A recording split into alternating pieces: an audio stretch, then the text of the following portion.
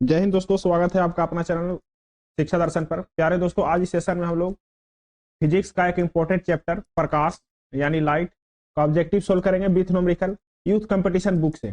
दोस्तों, इस बुक में रेलवे संबंधी जितना भी एग्जाम होती है, group D, NTPC, ALP, RRB, JEE, group पारा मेडिकल, आरपीएफ, एसआई कांस्टेबल आदि जितना भी एग्जाम है उसका प्रीवियस ईयर क्वेश्चन है। दोस्तों, इसमें हम लोग इस बुक में लाइट चैप्टर यानी कि 8वां चैप्टर का आज हम लोग न्यूमेरिकल सोल्व करेंगे। पिछले कई वीडियो में हम लोग 7 चैप्टर को कंप्लीट कर लिए हैं, 7 चैप्टर। अब 8वां चैप्टर को हम लोग स्टार्ट करते हैं। इसमें हम लोग लगभग लगभग चार लेक्चर हम लोग देख चुके हैं दोस्तों। इसमें 4 लेक्चर में हम लोग 80 क्वेश्चन 80 क्वेश्चन हम लोग 80 क्वेश्चन और कुछ थ्योरी भी हम लोग समझे हैं जो लाइट से संबंधित है कि जो प्रकाश का चाल कितना होता है, प्रकाश की चाल निर्वात में क्या होता है और प्रकाश की चाल ठोस में क्या होता है, गैस में क्या होता है, जल में क्या होता है, सारी बातों को हम लोग डिस्कस कर चुके हैं। आज से हम लोग स्टार्ट करेंगे दोस्तों दर्पण। दर्पण पढ़ने से पहले क्या करेंगे, हम लोग थोड़ा सा सब्जेक्टिव की ओर जाएंगे। जो बेसिक है, जो बेसिक में हम लोग पढ़े थे, 9th 8th में पढ़े थे, उसके बेसिक को चर्चा करेंगे। बेसिक पढ़ने से क्या होगा कि हम लोग को ऑब्जेक्टिव बनाने में बहुत आसानी होगा दोस्तों। तो चलिए शुरू करते हैं हम लोग बेसिक से। दर्पण को स्टार्ट करते हैं, दर्पण से स्टार्ट करते हैं। दर्पण दर्पण कहते हैं किसको है, पहले दर्पण के बारे में समझते हैं। दर्पण दोस्तों एक ऐसा सतह जहां से प्रकाश की किरण पड़ते ही क्या होती है, प्रकाश की किरण परावर्तित होती है। क्या होती है? परावर्तित होती है, रिफ्लेक्ट होती है। दर्पण से क्या होता है दोस्तों, दर्पण एक चिकना सतह है जहां से क्या होता है कि प्रकाश की किरण परावर्तित होता है और उस पर क्या बनता है, प्रतिबिंब बनती है। परावर्तित होने के कारण ही क्या बनती है, प्रतिबिंब बनती है। ठीक है, मान के चलिए कि क्या है, एक चिकना सतह है जैसे ग्लास है। ग्लास में एक जो उसका सरफेस है उसको क्या करेंगे, रजत करेंगे या उसको पॉलिश करेंगे, और एक सतह को हम लोग ऐसे ही छोड़ देंगे तो ये क्या बन जाएगा। और पॉलिश भी ऐसा नहीं कि किसी भी कोटेड से कोट करना है, पॉलिश भी करना है सिल्वर नाइट्रेट से। किससे? सिल्वर नाइट्रेट से, AgNO3 से हम लोग पॉलिश करते हैं उसको। उसके बाद बनता है क्या, दर्पण बनता है। जब एक सरफेस पे क्या लग जाता है दोस्तों, सिल्वर नाइट्रेट का क्या बन जाता है, परत बन जाता है, तो एक सरफेस क्या हो जाता है, चमकीला हो जाता है दोस्तों। क्या हो जाता है? चमकीला हो जाता है। और काम कैसा करने लगता है, दर्पण की तरह काम करने लगता है। दर्पण काम क्या करता है, तो प्रकाश के किरण को क्या करता है, प्रकाश के किरण को क्या करता है, परावर्तित करता है दोस्तों। दर्पण क्या करता है, प्रकाश की किरण को परावर्तित करता है, रिफ्लेक्ट करता है, और परावर्तित के कारण ही क्या बनता है, उसमें प्रतिबिंब बन जाता है। तो ये हो गया दर्पण का बेसिक। अब दर्पण कितने प्रकार का होता है उसके बारे में चर्चा करते हैं। तो दर्पण बेसिकली जो है मेन है जो दोस्तों 2 प्रकार का होता है। कौन कौन दर्पण होता है? एक होता है समतल दर्पण। समतल दर्पण को बोलते हैं प्लेन मिरर, जो स्ट्रेट होता है, जो स्ट्रेट रहता है। आप देखे होंगे जो स्ट्रेट रहता है वो क्या रहता है, समतल दर्पण रहता है। ठीक है। दूसरा होता है दोस्तों गोलीय दर्पण। गोलीय दर्पण जो रहेगा वो स्फेयर की तरह रहेगा। कैसा रहेगा? गोलीय दर्पण जो रहेगा दोस्तों, गोलीय दर्पण वो कैसा रहेगा, स्फेयर की तरह रहेगा। स्फेयर की तरह रहेगा गोलीय दर्पण। अब गोलीय दर्पण जो है वो 2 भाग में डिवाइड किया गया है। गोलीय दर्पण जो है वो दो भाग में, गोलीय दर्पण ऐसा रहता है स्फेयर की तरह। इसको हम अगर जो अंदर से कोटेड कर देंगे, अंदर से, तो उत्तल दर्पण बन जाएगा। अंदर से कोटेड करेंगे तो उत्तल दर्पण बनेगा, और बाहर से अगर जो कोटेशन कर देंगे इसमें दोस्तों, बाहर वाली सरफेस पे, तो बन जाएगा अवतल दर्पण। अवतल दर्पण यानी कहने का मतलब है कि गोलीय दर्पण 2 भाग में डिवाइड हो गया। कौन कौन? एक हो गया उत्तल दर्पण और दूसरा हो गया अवतल दर्पण। ठीक है। अब उत्तल दर्पण कैसा दिखेगा, अवतल दर्पण कैसा दिखेगा? तो मान के चलिए कि आपके पास एक गोला है। क्या है? गोला है। इसको आप बीच से काट दिए, यहां से मिडिल पॉइंट से काट दिए इसको, बीच में से काटेंगे दोस्तों, तो एक तो भाग ऐसा हो जाएगा। मान के चलिए कि एक भाग हो गया ऐसा, ऐसा दिखेगा एक भाग, और दूसरा भाग दोस्तों ऐसा दिखेगा। ठीक है। अब आप अगर जो उसको अवतल लेंस बनाना चाहते हैं, अवतल दर्पण बनाना चाहते हैं, तो अवतल दर्पण बनाने के लिए जो बाहर उभरा हुआ भाग है उस पर क्या करना है, कोटेशन करना है। उस पर क्या करना है, कोटेशन करना है, या उसको क्या करते हैं, पॉलिश करते हैं। और कौन सी वस्तु से हम लोग पॉलिश करते हैं? सिल्वर नाइट्रेट से पॉलिश करते हैं। अब उसके बाद अगर जो अवतल दर्पण बनाना है तो उसके अंदर वाली भाग को, इस वाली भाग को क्या करते हैं, पॉलिश करते हैं। किससे करते हैं? AgNO3 से, यानी कि सिल्वर नाइट्रेट से पॉलिश करते हैं। अब इसमें दोस्तों अवतल दर्पण में जो ए वाला सरफेस है, ये सरफेस क्या रहेगा, चमकीला रहेगा। क्या रहेगा दोस्तों? चमकीला रहेगा। जो धंसा हुआ सरफेस है वो चमकीला रहेगा, और जो उभरा हुआ सरफेस है उसको क्या कहते हैं, पॉलिश्ड रहेगा। क्या रहेगा? पॉलिश्ड रहेगा, या फिर उसमें जो परत चढ़ा हुआ रहेगा उभरा हुआ सतह पर। अब आगे अवतल दर्पण पे। अवतल दर्पण में कहता है दोस्तों, जो धंसा हुआ सतह है वो रहेगा पॉलिश किया हुआ। क्या रहेगा? वो पॉलिश किया हुआ रहेगा, जो धंसा हुआ सतह है। जो उभरा हुआ सतह है दोस्तों, वो रहेगा चमकीला। क्या रहेगा? चमकीला। अब ये आप जब उत्तल दर्पण और अवतल दर्पण देख लिए, तो इसका उपयोग भी होता है दोस्तों। कहां पे उपयोग होता है? जो आमतौर पर हम लोग उपयोग करते हैं उत्तल दर्पण अवतल दर्पण के। उत्तल दर्पण और अवतल दर्पण का प्रयोग करते हैं दोस्तों। उत्तल दर्पण का प्रयोग करते हैं हम लोग, अवतल दर्पण का, अवतल दर्पण का प्रयोग करते हैं हम लोग दोस्तों कहां पे? वस्तु से बड़ा प्रतिबिंब बनाने में। कहां पे? वस्तु से बड़ा प्रतिबिंब बनाने में किसका प्रयोग करते हैं? वस्तु से बड़ा प्रतिबिंब बनाने में हम लोग अवतल दर्पण का प्रयोग करते हैं। वस्तु से बड़ा प्रतिबिंब बनाने में, प्रतिबिंब कहने का मतलब इमेज बनाने में। उसके बाद कहां करते हैं दोस्तों? जब वस्तु से बड़ा प्रतिबिंब बन जाएगा तो इसका उपयोग करते हैं दोस्तों चिकित्सा में। कहां करते हैं? चिकित्सा में। चिकित्सा में, जहां पे मान के चलिए कि चिकित्सा में दांत डेंटलिस्ट, या फिर कान वाला, या फिर नाक में, जहां पे मतलब कि छोटा वस्तु को देखना है, छोटा चीज को देखना है बड़ा करके, तो किसका प्रयोग करते हैं? अवतल दर्पण का प्रयोग करते हैं। उसके बाद आप देखे होंगे दोस्तों, सैलून में जो जहां पे नाई दाढ़ी बनता है या फिर और कोई बनता है, तो क्या होता है वहां पे? सैलून में किसका प्रयोग करते हैं हम लोग? बाल दाढ़ी काटने में अवतल दर्पण का प्रयोग करते हैं। क्यों करते हैं? क्योंकि वह छोटा चीज को बड़ा करके दिखाता है। उसका प्रतिबिंब क्या रहता है? वस्तु की अपेक्षा क्या रहता है? उसका प्रतिबिंब बड़ा रहता है। इसीलिए किसका प्रयोग करते हैं? इसका प्रयोग करते हैं अवतल दर्पण का। ये हो गया अवतल दर्पण की विशेषता। अवतल दर्पण जो है दोस्तों, अवतल दर्पण, ये क्या होता है? इस पे क्या होता है? किरणें, प्रकाश की किरण जो है, प्रकाश की किरण वो मिलती है। क्या होती है? मिलती है यहाँ पे आकर के, क्योंकि ये कर्व है। जैसे ही प्रकाश की किरण आती है वो क्या होती है? यहाँ पे मिलती है। अब आते हैं उत्तल दर्पण। उत्तल दर्पण का प्रयोग हम लोग करते हैं, उत्तल दर्पण का प्रयोग करते हैं दोस्तों वस्तु से प्रतिबिंब को छोटा बनाने में।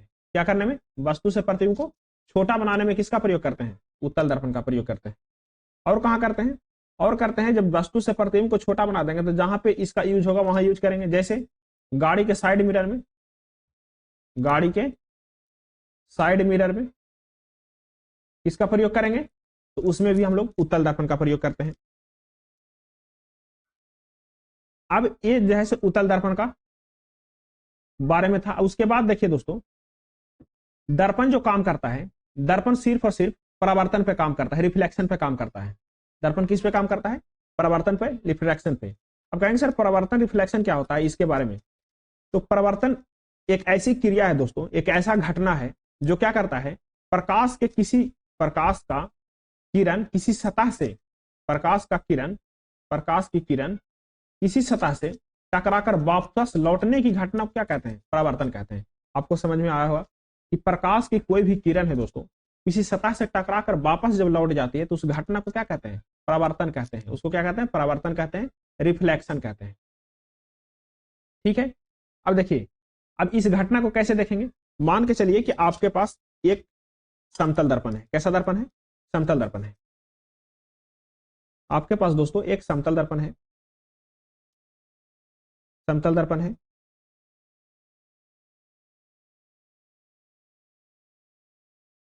ठीक है। समतल दर्पण के नीचे वाले सतह को क्या किया? रजत कर दिए या पॉलिश कर दिए। ठीक है। जब पॉलिश कर दिए दोस्तों, तो क्या हुआ कि एक सतह इसका क्या हो जाएगा? चमकीला हो जाएगा। जो ऊपर वाला सतह है जो पॉलिश नहीं किया हुआ है, वो क्या होगा? वो सतह चमकीला हो जाएगा। अब इस पे दोस्तों आप इस पे क्या करेंगे कि आप एक लाइट को गिराएंगे। इस पे क्या करेंगे? लाइट को यहाँ पे इंसिडेंट करवाएंगे। ठीक है। जैसे ही ये लाइट यहाँ पे इंसिडेंट होगा दोस्तों, जैसे ही ये लाइट चिकना सतह पे पड़ेगा तो क्या हो जाएगा? फिर से वापस क्या हो जाएगा? वो रिफ्लेक्ट हो जाएगा। क्या हो जाएगा? वापस फिर से रिफ्लेक्ट हो जाएगा। जैसे ही आएगा फिर से वापस क्या हो जाएगा? रिफ्लेक्ट हो जाएगा। इसी घटना को क्या कहते हैं? इसी घटना को हम लोग परावर्तन कहते हैं दोस्तों। क्या कहते हैं इसको? परावर्तन कहते हैं। ठीक है। अब जो किरण आती है उसको अलग नाम है। जो किरण आती है दोस्तों उसको बोलते हैं हम लोग, क्या बोलते हैं? आपतित किरण बोलते हैं। क्या बोलते हैं उसको? आपतित किरण, जो किरण आती है उसको बोलते हैं आपतित किरण या इंसिडेंट रे, और जो किरण वापस चली जाती है उसको बोलते हैं परावर्तित किरण। क्या बोलते हैं उसको? परावर्तित किरण या रिफ्लेक्टेड रे। ठीक है, जहां पे जिस बिंदु पे वो गिरता है दोस्तों, जिस बिंदु पर गिरता है वहां से एक हम लोग क्या करते हैं, अभिलंब खींचते हैं, स्ट्रेट एकदम। जो दर्पण है, दर्पण के सीधा एक क्या खींचते हैं, अभिलंब खींचते हैं। दर्पण के सीधा क्या खींचते हैं, अभिलंब खींचते हैं दर्पण के सीधा।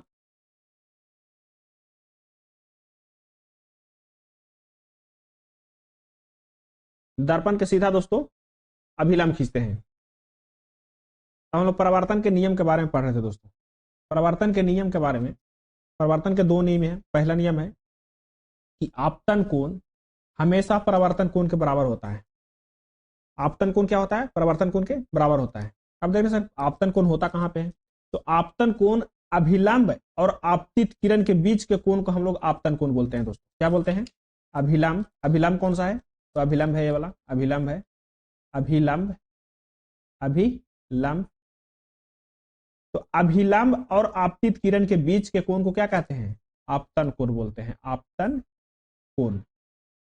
बराबर परावर्तन कोण, परावर्तन कोण किसको बोलेंगे, अभिलंब और परावर्तित किरण के बीच की दूरी को क्या, कोण को क्या बोलते हैं, परावर्तित कोण बोलते हैं, परावर्तन कोण बोलते हैं। इसको बोलते हैं परावर्तन कोण। क्या बोलते हैं इसको, परावर्तन कोण। ठीक है, पहला नियम कहता है, पहला रूल कहता है इसको दोस्तों कि आपतन कोण परावर्तन कोण को क्या होता है, बराबर होता है। ठीक है, दूसरा नियम कहता है दोस्तों कि आपतित किरण, परावर्तित किरण, अभिलंब तीनों एक ही सतह पर होगा। देखिए ये क्या है, आपतित किरण, परावर्तित किरण और अभिलंब, ये क्या है, अभिलंब, तीनों क्या हो, एक ही सतह पर हो। ये दूसरा नियम कहता है। अब देखिए कहीं कहीं किसी किसी एग्जाम में डायरेक्ट रूल पूछ देता है कि परावर्तन का नियम कितना है और कौन सा रूल सही है। 4 को ऑब्जेक्टिव दे देगा, उसमें 3 गलत रहेगा, 1 सही रहेगा, तो आपको चूज करना है। अब देखिए दोस्तों एक एग्जाम्पल बनाते हैं। मान के चलिए कि आपके पास एक दर्पण दे दिया, दर्पण का फिगर दे दिया आपको। क्या दे दिया, दर्पण का फिगर दे दिया कि एक दर्पण है। ठीक है, दर्पण पे आपको एक रे को गिरा दिया कि यहां से, यहां से, यहां से आ रहा है और परावर्तित हो रहा है, परावर्तित हो रहा है। अब पूछेगा दोस्तों कि आपतित किरण, आपतित किरण का ये एंगल दे देगा आपको, ये एंगल दे देगा 50 डिग्री। क्या दे दिया, 50 डिग्री। अब पूछेगा कि परावर्तित कोण, परावर्तन कोण जो है ये, इसका मान क्या होगा। आप एक पहला रूल से देखेंगे दोस्तों। पहला रूल क्या कहता है, पहला रूल कहता है कि आपतन कोण, आपतन कोण बराबर होगा हमेशा किसका, परावर्तन कोण के, परावर्तन कोण के। अभी क्या है, यह है आपतन कोण कितना, 50 डिग्री। तो ये भी क्या है, परावर्तन कोण, यानी कि ई भी क्या होगा, 50 डिग्री ही होगा। इसी प्रकार से आपको पूछेगा कि ई कोण क्या होगा। तो आप देख रहे हो कि दर्पण का सरफेस और अभिलंब के बीच का कोण कितना है, 90 डिग्री। और 90 डिग्री में से इसको निकाल दीजिए, 50 डिग्री थी, कितना बच गया, 40 डिग्री बच गया। या इस एंगल के बारे में पूछेगा तो ये भी क्या होगा, 40 डिग्री होगा। इसी प्रकार से हम लोग ऑब्जेक्टिव सोल्व करेंगे आगे। ये था थोड़ा सा परावर्तन के नियम के बारे में। अब परावर्तन के नियम के बारे में हम लोग समझ लिए। अब उसके बाद हम देखते हैं समतल दर्पण। समतल दर्पण का कुछ तथ्य है दोस्तों, उसके हम लोग चर्चा करेंगे। समतल दर्पण प्रतिबिंब कैसा बनाता है, कौन सा प्रकृति को बनाता है, इसमें पहला दर्पण पढ़ेंगे हम लोग, समतल दर्पण, प्लेन मिरर। समतल दर्पण के पहले हम लोग प्रतिबिंब के बारे में देखेंगे कि कैसा प्रतिबिंब बनाता है। उसके बाद देखेंगे कि प्रतिबिंब का नेचर क्या होता है, उल्टा होता है, सीधा होता है, वास्तविक होता है, आभासी होता है, इसके बारे में चर्चा करेंगे। तो पहले चलिए देखें हम लोग प्रतिबिंब, समतल दर्पण बनाते हैं। समतल दर्पण,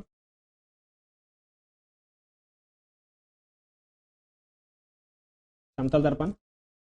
अब एक साइड इसको क्या करेंगे दोस्तों, दर्पण का एक साइड तो आपको पता है कि क्या रहेगा, कांच का रहेगा। इसको एक साइड जब तक हम पॉलिश नहीं करेंगे या इसमें सिल्वर नाइट्रेट का परत नहीं चढ़ाएंगे तो ये दर्पण की तरह काम नहीं करेगा। अब एक साइड तो हम पॉलिश कर दिए, एक साइड, एक तरफ रखें इसका, एक सतह रखें हम चमकीला। अब दोस्तों इसके हम अक्ष बनाएंगे, एक पोल बनाएंगे, पोल। उस पोल से क्या करेंगे हम, एक अक्ष बनाएंगे पोल।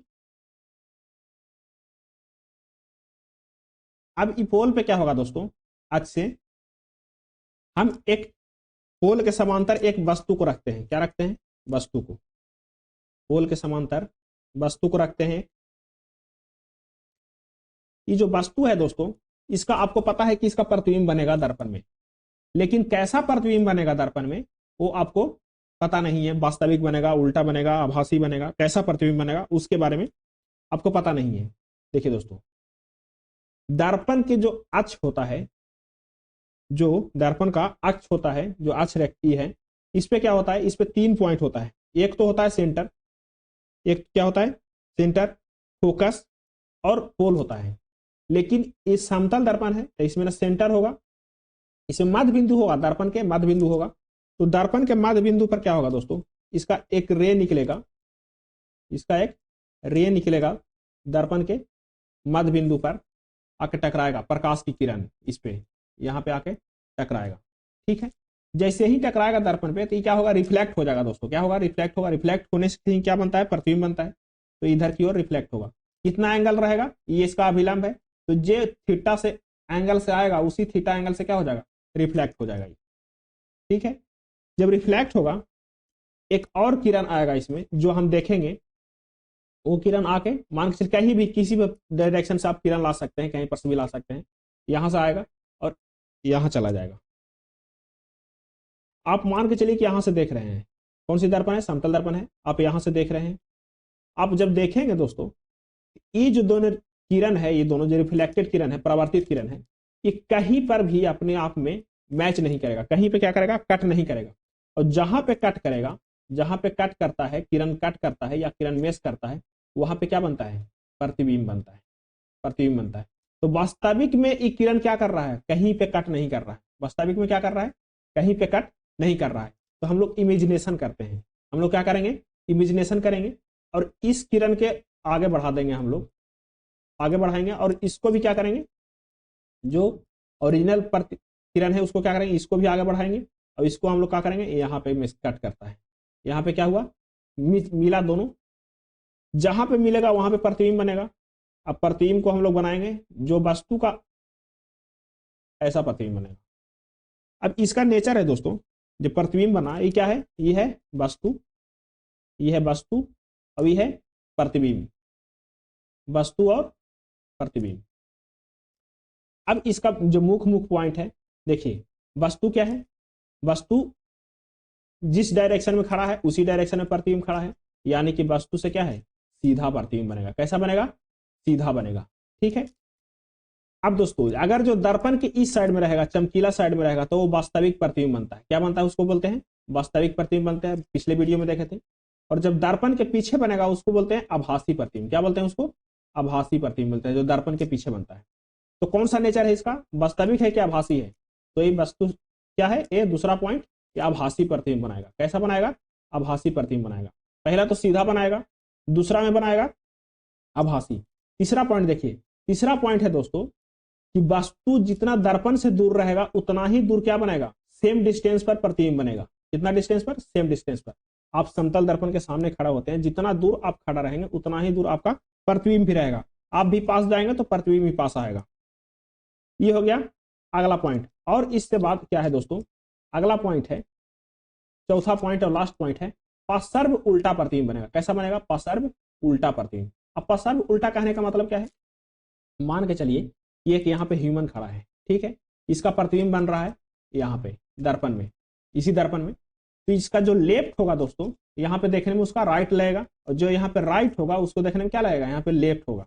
इसी को क्या बोलते हैं, पार्श्व उल्टा। तो बस समतल दर्पण में 4 ही प्रकार का पॉइंट है। पहला है सीधा बनेगा, आभासी बनेगा, सेम डिस्टेंस पर बनेगा और सेम साइज बनेगा। सेम साइज बनेगा, सेम डिस्टेंस और सेम साइज बनेगा, और पार्श्व उल्टा बनेगा। ये समतल दर्पण के बात रहा। उसके बाद हम लोग क्या पढ़े थे, गोलीय दर्पण के बारे में चर्चा कर रहे थे। ये दूसरा टॉप अथी है, टाइप है दर्पण का, गोलीय दर्पण। गोलीय दर्पण में कितने दर्पण थे, 2 दर्पण, उत्तल और अवतल। तो उसका हम लोग अगले वीडियो में चर्चा करेंगे गोलीय दर्पण के बारे में। तो चलिए यहीं तक रहने देते हैं।